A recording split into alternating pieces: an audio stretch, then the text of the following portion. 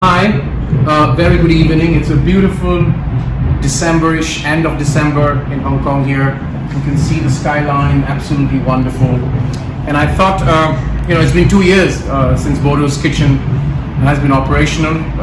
It's a great, firstly, thanks for all your support.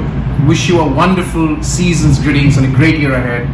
Today again, like Bordo's kitchen, I try and continue to do a recipe a month, and today I wanted to do a very different recipe, and with due respect to all my Jain friends, this is what I'm using a Jain, the curry to make egg. So I'm not calling it Jain egg curry because that's disrespectful. I'm going to call it egg in Jain curry. Why Jain curry? Now, as much as I've been promoting vegetarian food, food which non-vegetarians eat, like the vegan fish cake for my vegetarian friends. For non-vegetarian friends, I don't know why you're missing such a beautiful and a wonderful tasty dish, the Jain curry, which is what I'm going to make today. But I'm going to use it to make egg with the Jain curry. So let me now show you how the recipe is. For this dish, I would compliment Priyanka Jain, a very good friend of ours in Hong Kong. I took the recipe from here, of course, from her, and then I'm going to modify it, right? So, can we come here? So there are two kind of spices. And by the way, in Jain dish, you don't use garlic, you don't use ginger, you don't use onion. Anything that's underground, you don't use, right? And yet it's so tasty. So this is Makhana. It's lotus roots. It's also called foxtrot nut. Available in any Indian shop.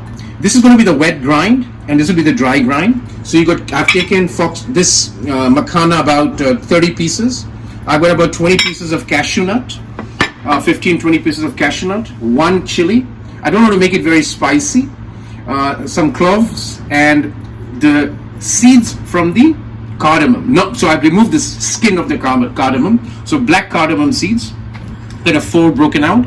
And here I've got poppy seeds soaked in warm water. So all of this will become a wet grind, right? I'm going to grind them. First, I'm going to boil them in water a little bit, and before I grind them, so that this becomes softer and these become softer.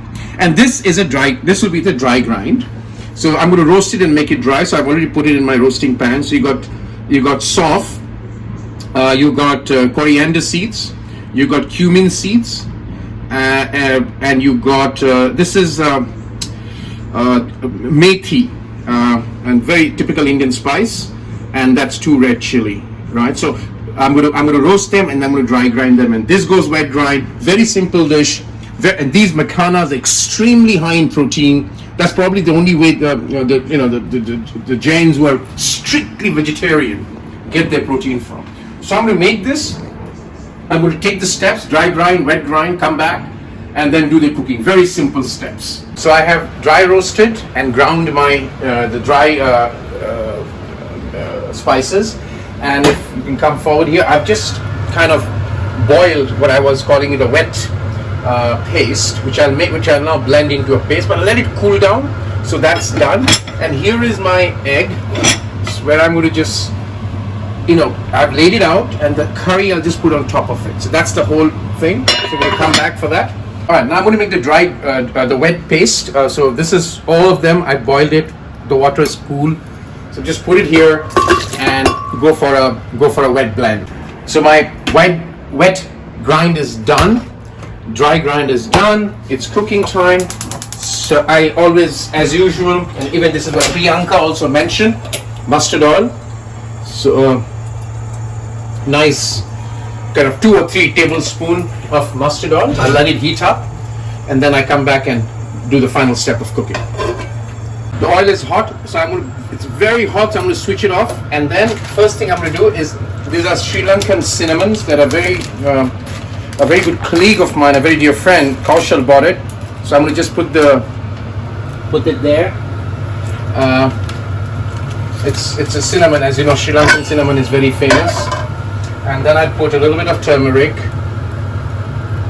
Right, the thing is switched off now. A teaspoon of turmeric and a little bit of hing, and then of course red chili. The reason we switch it off because it's very hot. You don't want it to be burnt. So at this stage, now I'll switch it on again, but on a low flame. And the next thing to do is to bring the wet paste, right?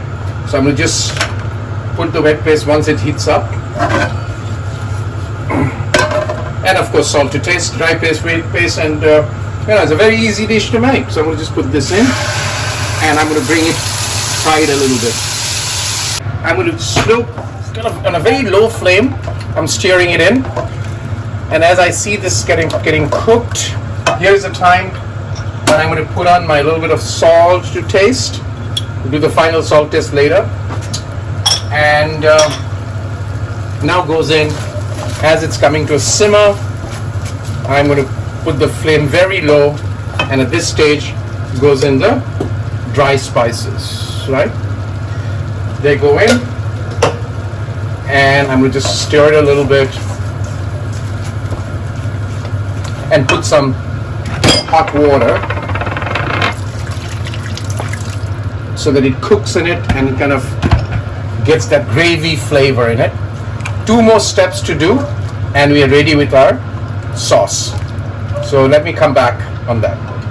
It's come to a boil. Beautiful, beautiful smell.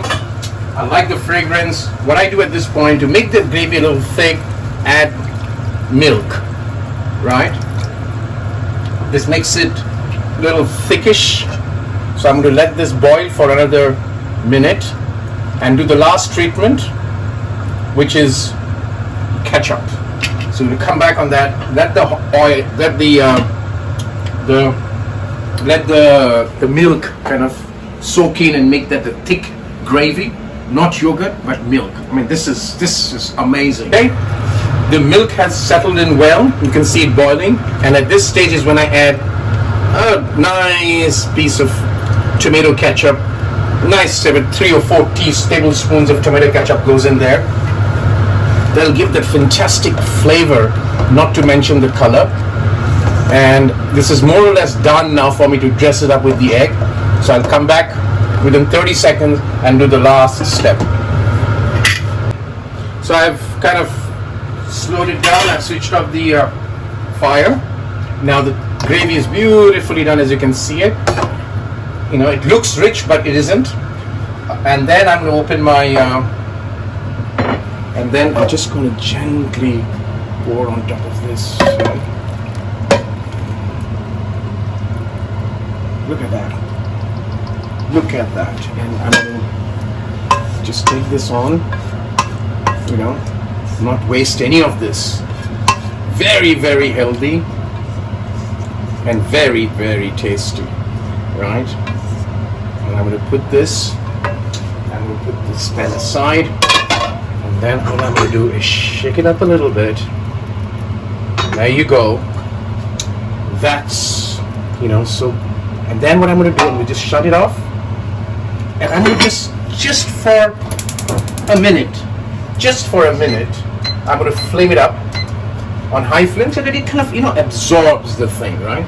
So that is a very, you know, a beautiful flavor. I enjoy eating Jain food, especially the potato with the same ingredients. And I said, why can't non-vegetarians not enjoy it? So I'm trying to take that push forward. You can make the same thing with chicken, with paneer, with what have you. I did it with egg, just I didn't want to push the envelope too far. So that's egg in Jain curry for my 2-year anniversary of Bordo's Kitchen, and a wonderful season's greeting and a wonderful 2020 ahead. Enjoy.